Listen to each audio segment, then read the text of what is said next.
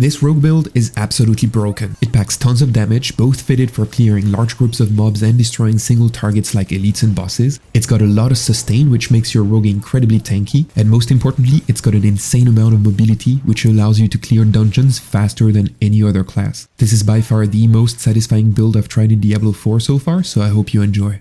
Alright, so first let's look at the skill tree. As a basic skill, we're going to use Invigorating Strike with the enhanced and fundamental upgrades. This is going to help us generate all the energy we need and keep our target vulnerable to deal an extra 20% damage.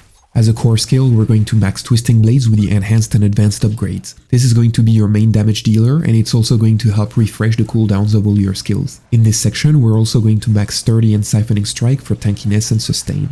Next up are the agility skills. We're going to put 1 point in Shadow Step with the enhanced and discipline upgrades. This is going to allow us to refresh it quickly and give us an extra 8% crit chance. We're also going to put 1 point in Dash for added mobility. Then we're going to put 1 point in Dark Shroud with the enhanced and countering upgrades. This is going to give us up to 40% damage reduction and 10% extra crit chance. In order to keep your shadows up and get the full benefits of this skill, you're going to want to spam it. It might have a 27 cooldown, but with each Twisting Blade refreshing up to 3 seconds of all your cooldowns, it won't be a problem. For ultimates, we're going to use the fully upgraded Shadow Clone. This skill basically doubles your damage output, but since it's got a 30-second cooldown, I usually save it for elites and bosses. Finally, the specialization we're going to use is combo points for added damage. Alright, now let's look at the gear because this is really where everything comes together.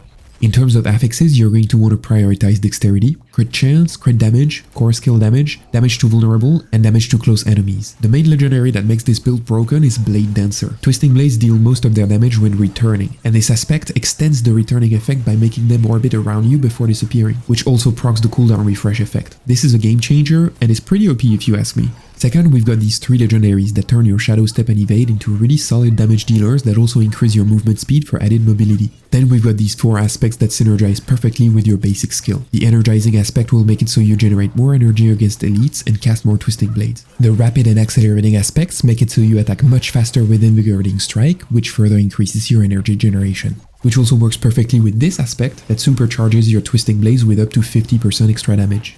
Now for the rest of the gear, we got the Barrier combo, which essentially gives you 50% extra damage against elites, and the Bubble aspect for extra sustain. Alright, now let's move on to the gameplay.